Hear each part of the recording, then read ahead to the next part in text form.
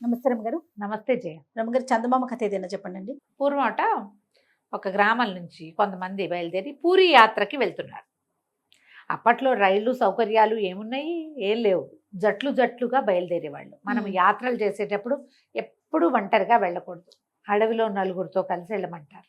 ఎందుకంటే ఏదైనా ప్రమాదం వస్తే నలుగురు నాలుగు పక్కలకి పరిగెడతారు, నలుగురు అరుస్తారు, నలుగురు కలిసి శబ్దాలు చేస్తారు. మనం మాట్లాడుకుంటూ వెళ్తాం, ఆర్చుకుంటూ నవ్వుకుంటూ మాట్లాడుకుంటూ వెళ్తే జంతువులు మన దగ్గరికి రావు. ఇంత పదఘట్టనలు బాగా దబా శబ్దం అయితే పాముల దగ్గరికి రావు. ఎవడైనా మన మీద పడితే నలుగురు కలిసి తిరగబడ్డానికి అవకాశం ఉంటుంది.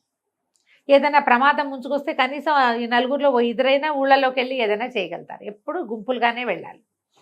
అయితే ఈ తీర్థయాత్రలకు వెళ్ళే కాలంలో ఏం చేసేవాళ్ళు, ఏదైనా గూడ్స్ ఒక బండి ఉందనుకోండి, అందరి సామాన్లు ఆ బండిలో వేసి బండి వెనకాల నడుచుకుంటూ పోయేవాళ్ళు. మోయకుండా ఒకటి. బండి లేదనుకో, ఒక 6గురో 7గురో, ఇందులో బలశాలు ఎవరైనా ఉంటే వాడు ఇంకొంచెం ఎక్కువ మూట మోసేవాడు. మోసుకెళ్ళేవాళ్ళు కదా. మనక మళ్ళీ ఇన్ని బట్టలా ఇన్ని పాతలా చేయ అంత గోళ్ళు ఉండేది కాదు. చాలా తక్కువ బట్టలతోటి మినిమం సామాన్లతోటి వెళ్ళేవాళ్ళు. మధ్యలో ఏదైనా ఒక ఊర్లో మనం మజిలీ చేసినప్పుడు లోకల్గా బట్టలు ఉతిగారేసుకోవటం. సాయంకాలాలు ఆరేస్తే తెల్లారిపాటికి ఆరిపోతాయి. ఎక్కడైనా అలసిపోయారనుకో బాగా, ఆ పూట అక్కడ ఉంటే బట్టలన్నీ ఒకసారి ఉతికించుకోవటము చేసేవాళ్ళు. చాకళ్ళు ఎవరైనా దొరికితే ఉతికించుకునేవాళ్ళు. లేదే వీళ్ళే చెరువులో పిండి ఆరేసుకుని అరగంటలో ఆరిపోతాయి. బట్టలు ఎంతలో కారుతాయి. అలా పైగా ఆరని బట్టల వ్యవహారం లేదప్పుడు. అందరూ పంచెలు ఉత్తరీయాలు, ఆడవాళ్ళకి పెట్టికోట్ హడావిళ్ళు అవి ఏమి లేవు, ఒట్టి చీరలు. పైగా ఈ యాత్రల్లో ఆడవాళ్ళు చాలా తక్కువ, మగవారే ఎక్కువ ఉండేవాళ్ళు. కానీ ఎన్ని పద్ధతుల్లో మార్పు రమ్మగారు. ఒక యాత్ర అనే విషయం మాట్లాడుకుంటే ఎన్ని వెనక్కి వెళ్లాల్సి వస్తుంది, ఎన్ని విషయాల్లో మనం మార్పుగా ఉన్నాము కదండి. బట్టల దగ్గర నుంచి, తిండి దగ్గర నుంచి, వస్తువుల దగ్గర నుంచి, వెళ్ళే జనాల దగ్గర నుంచి చాలా మార్పులే. ఈ జట్లుగా వెళ్లే వాళ్ళలో అజితుడని ఒక పల్లెటూరి కుర్రవాడు. అజిత్ మంచి బలశాలి, కర్రసాములో వాడిది అందవేసిన చెయ్యి, చాలా గట్టివాడు. అయితే వెళ్తుంటే ఏమైంది, పూరి నగరానికి కొంత యువతలు ఉండగానే, పూరికి అంత ఒక 4 రోజులు ఇంకా ఉంది. రఘు అని ఒక దోపిడీ దొంగ, వాడు నాయకుడు. వాళ్ళు పట్టేశారు వీళ్ళని. పట్టేస్తే వీళ్ళ దగ్గర ఏముంటాయి, ప్రయాణం అక్కడ పూరిలో సమర్పించడానికి ముడుపులని మొక్కులని అక్కడ ఇచ్చుకోవడానికి అక్కడ కర్మకాండాలు అవి చేసుకుంటారు. అవును.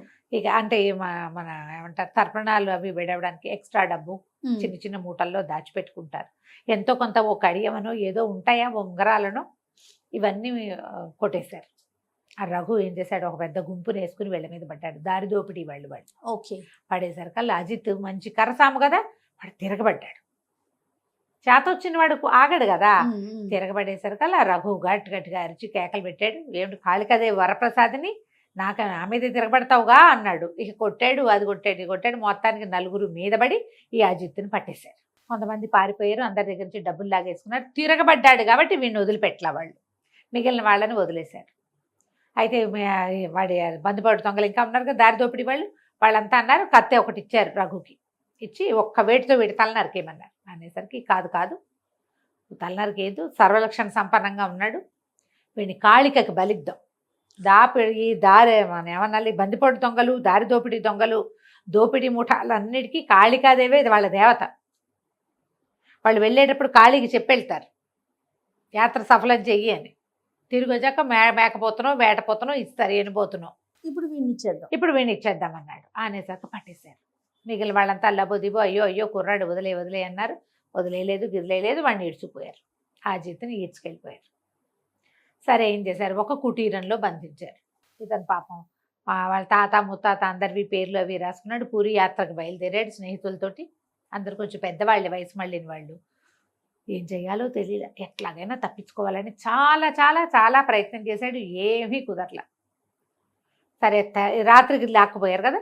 తెల్లవారాక చూస్తే ఈ కుటీరానికి దగ్గరలో చుట్టూతో ఒక తోట, అది ఆ తోటలోనే ఉన్నాయి వీళ్ళ ఇళ్ళు. తోటని ఒక రకమైన అడవి. మందార పువ్వులు చెట్లు, మందార చెట్లు ఎంత విరగబూసినాయో, ఎర్రగా జపాకుసుమాలు అంటారు, జపాపుష్పం అని రాస్తారు కథలో కూడా. ఎర్రటి పువ్వులు, దానిమ్మ చెట్లు, తర్వాత నిమ్మ చెట్లు ఉన్నాయి. ఒక నిమ్మ చెట్టు అయితే అసలు ఈ కుటీరానికి ఆనుకునే ఉంది, కిటికీలోంచి అందేలాగా ఉన్నాయి నిమ్మకాయలు. మధ్యలో నిమ్మ చెట్టు గాలి కూడా వస్తుంది. గట్టిగా గాలి పీల్చుకున్నాడు, వాసన వస్తుంది. ఏదైనా చేసి కంచి పారిపోవాలి, బయటికి వెళ్ళాలి, ఎట్లా అని ఆలోచిస్తున్నాడు. ఈ అజిత్ వాళ్ళ మేనమామ ఇంద్రజాలం చేసేవాడు, మ్యాజిషియన్ ఆయన. ఆయన దగ్గర కొన్ని ట్రిక్కులు నేర్చుకున్నాడు అజిత్. సరే ఆలోచించుకున్నాడు. తెల్లవారిన తర్వాత ఇంకొక 3 రోజుల వ్యవధి ఉంది దేనికి, బలివ్వడానికి. ఆ రఘు వచ్చాడు. నువ్వు కర్రసాములు మాత్రం నిన్ను మెచ్చుకోవాలి రోయ్, నువ్వు చాలా గట్టిగా తిరగబడ్డావు. అదే నువ్వు ఎట్లా ఉన్నావో చూడడానికి వచ్చాను, నీకేమి దెబ్బలు తగిలినాయేమోనని. ఎందుకంటే దెబ్బలు తగిలిన వాడిని కాళి బలికి వల్లదు, దెబ్బలు తగలకూడదు అనేసరికల్లా అజిత్ అన్నాడు, సిగ్గులేదు నీకు, ఇంత పరాక్రమవంతుడివి, ఈ దారి దోపిడీలు ఏమిటి, ఇంత బలశాలివి, పని చేసుకుని బతకాలి మీరు. పైగా మా కాళ్ళు ఒప్పుకుందంటావు, కాళికి ఎందుకు ఒప్పుకుంటుంది? ఎవరినైనా కొట్టి చంపడానికి, ఇతరుల సొమ్ము ఉచితార్థం తీసుకుని తినడానికి కాళి ఒప్పుకుంటుందా? కాళికి పేరు పెట్టుకుని నువ్వు ఇలాంటి పనులు చేస్తున్నావు, చక్కగా నిజాయితీగా బతకండి, అందరూ బలశాలు, నాగలు పెట్టి దున్నారంటే పంటంతా మీదే, ఇట్లాంటి పనులు చెయ్యొద్దు నువ్వు అనేసరికల్లా లాగ్ కొట్టబోయాడు రఘు, 3 సలహాలు ఇవ్వద్దని. కానీ ఇతనికి ఏదైనా దెబ్బ తగిలితే దీనికి పనికిరాదు బలి ఇవ్వటానికి అనేసరికల్లా ఏం కాదు, నువ్వు ఇట్లాంటి పిచ్చి పిచ్చి కబుర్లు చెప్పద్దు మాకు, మేము ఎంతమందినో వేసేసాం, ఎంతమందినో కాళికి బలిచ్చాం, ఎన్నో బలు ఇచ్చాం, కాళికి ఎప్పుడు మా వైపే ఉంది. ఒకవేళ కాళి ఒప్పుకోలేదనుకో, ఆవిడకి నచ్చలేదనుకో, మేము ఎప్పుడు జయించేవాళ్ళం కాదు, కానీ మేము ఎప్పుడు జయిస్తున్నాం అంటే ఇప్పుడు ఒప్పుకుంటోంది. బలికి ఒప్పుకుంటుంది, బలికి ఒప్పుకుంటోంది. నువ్వు మేము బలిస్తాం, ఎనబోతనిస్తాం, ఏటపోతనిస్తాం అని చెప్పి వెళ్తున్నావు, మా పని సక్సెస్ అవుతుంది, ఏటనిస్తున్నాం. ఆమెకు నచ్చింది కాబట్టి అంటే, కాదు కాదు కాళి నాకు చెప్పింది, కాళికాదేవి చెప్పడం వల్లే నిన్ను మార్చడానికి వచ్చాను నేను అందుకే దొరికిపోయాను నీకు అనేసరికి నువ్వు ఇలాంటి కబుర్లు చెప్పొద్దన్నాడు. ఇద్దరు బోల్సేపు వాదించుకుంటే ఏమన్నాడు, సరే నేను నీకు నిరూపిస్తా, కాళికాదేవే నన్ను పంపించిందని నీకు నిరూపిస్తే ఏం చేస్తావన్నాడు అజిత్. అనేసరికి రఘు అన్నాడు, సరే నువ్వు నిరూపించు. ఎట్లా నిరూపిస్తావు అంటే, ఏదైనా ఒక సామాన్యమైన వస్తువు కావాలి అని అటు ఇటు చూశాడు. అక్కడ ఒక కాగితం పడి, ఆ కాగితాన్ని పర్రమని చింపాడు మధ్యలోకి. తను తెల్ల ముక్క పెట్టుకున్నాడు. తను ఒక పేపర్ తన దగ్గర ఉంది, 2వ పేపర్ రఘు చేతిలో పెట్టాడు. కాళికాదేవి దగ్గరికి వెళ్దాం అన్నాడు. కాళి దగ్గరికి వెళ్ళాడు. పెద్ద కాళికా విగ్రహం ఉంది అక్కడ. జపా పుష్పాలు తీసుకో, అమ్మవారికి దేంతో పూజ చేస్తారో మొత్తం మెడంతా మందార పువ్వుల మాల, అమ్మవారి పెద్ద జేజి దానికి బయట పెట్టి చక్కగా ఆయుధాలు అవి ధరించి మీదకి వస్తానన్నట్టుగానే ఉంది. అన్నీ మందార పువ్వులే. కింద పాదాల దగ్గర అంతా మందార పువ్వులు సమర్పించారు. ఒక బౌల్లో నిండా మందార పువ్వులు పోస్తుంది.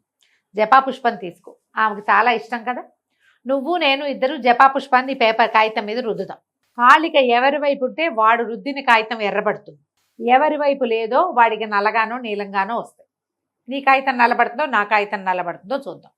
రఘు ఏమంటాడు, కాళికాదేవి దయ వల్లే నేను బలివ్వడానికి నువ్వు నాకు దొరికావు, నువ్వు నాకు వరప్రసాదానివి, కాళికా వరప్రసాదానివి నువ్వు కాదు, నా కోసం వచ్చావు, నువ్వు మనిషిని బలేస్తానని చెప్పా, అందుకే మనిషిని చిక్కిచ్చింది నాకంటాడు. కాదు నిన్ను మార్చడానికే నన్ను నీకు చిక్కిచ్చింది అంటాడు అజిత్. సరే ఇద్దరు చేరుకోక మందార పువ్వు తీసుకున్నారు. వాళ్ళకి తెలుసు అక్కడ ఉన్న వాళ్ళందరికీ, మందార పువ్వుని నలిపితే అంతా ఎర్రటి పువ్వు నల్లగా అవుతుంది, వేళ్ళు కూడా కొంచెం రంగు మారుతాయి, ఎరుపెట్లా వస్తుంది. అవును, అందరికీ తెలిసిందిగా, లోక సహజమైంది. సరే చెరో మందార పువ్వు తీసుకున్నారు, తొడుని దగ్గర పట్టుకుని పేపర్ల మీద రుద్దారు. 1 నిమిషం తర్వాత ఆశ్చర్యం జరిగింది. అక్కడ రఘు చేతిలో ఉన్న కాగితం నీలంగా నల్లగా మసిమరకల్లాగా కనపడుతున్నాయి, లేత రంగు మసి. కానీ అజిత్ దగ్గర ఉన్న కాగితానికి మాత్రం ఎర్రటి రంగు వచ్చింది. ఆశ్చర్యపోయారు. ఊరిని కాళికాదేవి నిజంగానే వీడిని పంపించింది మనకి, మనం దుర్మార్గమైన పనులు చేస్తున్నామని మనని మార్చడానికి మనలాంటి ఒక బలశాలిని మన దగ్గరికి బలికి పంపించింది, వాడే మారుస్తాడని అందరూ దండాలు పెట్టారు. రఘు అయితే సాష్టాంగం పడిపోయాడు. మహానుభావుడు నువ్వు, కాళికి నిన్ను పంపించింది మా కోసము, నువ్వేం చెప్తే అది చేస్తాం అంటే, దొంగతనాలు మానేయండి, కాళికకి మనుషుల్ని బలివ్వద్దు, వ్యవసాయం చేసుకోండి. ఈ చుట్టుపక్కల గంగానది పరివాహక ప్రాంతం అంతా చాలా సుభిక్షమైన ప్రాంతం. ఒక్క విత్తనం వేస్తే పుట్లు పండుతాయి అక్కడ, వందల పుట్లు. ఒక ఎకరం చేశారంటే చాలు. అందరూ కలిసి వ్యవసాయం చేసుకోండి, మీ దగ్గర ఉన్న గొర్రెపోతులను పెంచుకోండి, ఎనుబోతులను పెంచుకోండి, కానీ ఈ పని చెయ్యొద్దు. ఓకే, కాళికకి సాత్వికాహారాన్ని బలివ్వండి, దానివల్ల మీరు కూడా సాత్వికులుగా మారతారని చెప్పాడు. అజిత్ సామాన్లు అజిత్కి అప్పచెప్పేసి అతన్ని ఒకళ్ళిద్దరు తోడొచ్చి పూరీ నగరానికి వెళ్లే దారిలో వదిలిపెట్టేశాడు. ఈయన ఇంద్రజాలం చేసేటువంటి తన మావయ్యకు దండం పెట్టి అజిత్ వెళ్ళిపోయాడు. ఏం చేశాడు అజిత్, నిమ్మ చెట్టు ఉంది అక్కడ, ఒక నిమ్మకాయ కోసి దానికి గోరుతో ఘాటు పెట్టి దాన్ని రసాన్ని తీసుకున్నాడు. అజిత్ దగ్గర ఒక కాగితం ఉంది. వెళ్ళేటప్పుడు ఏం చేశాడు, పూరీ నగరానికి బయలుదేరాడు కదా, తాతవి నాయనమ్మవి అమ్మమ్మవి అందరివి గోత్రనామాలు రాసుకున్నాడు. తన స్నేహితుల్లో పెద్దవాళ్ళు పోయిన వాళ్ళవి రాసుకుని ఒక కాగితం తెచ్చుకున్నాడు. ఏం చేశాడు, ఈ కాగితాన్ని మధ్యకి మడిచి ఆ కాగితం వాడి జేబులో ఉంది.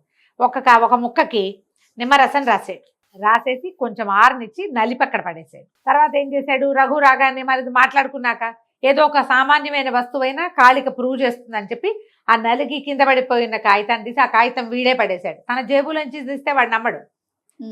జాగ్రత్తగా నిమ్మకాయ రసం రాసిన కాగితం తను ఉంచుకుని నిమ్మరసం రాని మామూలు కాగితాన్ని వాడికి ఇచ్చాడు. నిమ్మకాయ మీద మందార పువ్వు తగిలితే ఎర్రగా వస్తుంది.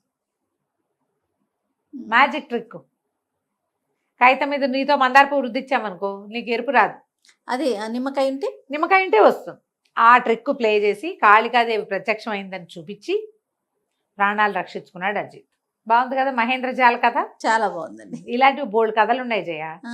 కొంచెం ఓపికగా చెప్పుకోవాలి. ఓకే, నెక్స్ట్ టైం చెప్దాం మళ్ళీ ఇంకోటి. తప్పకుండా అండి. నమస్తే. నమస్తే జయ. సుమన్ టీవీలో మీ పర్సనల్ అండ్ బిజినెస్ ప్రమోషన్స్ కోసం కింది నెంబర్కి కాంటాక్ట్ చేయండి.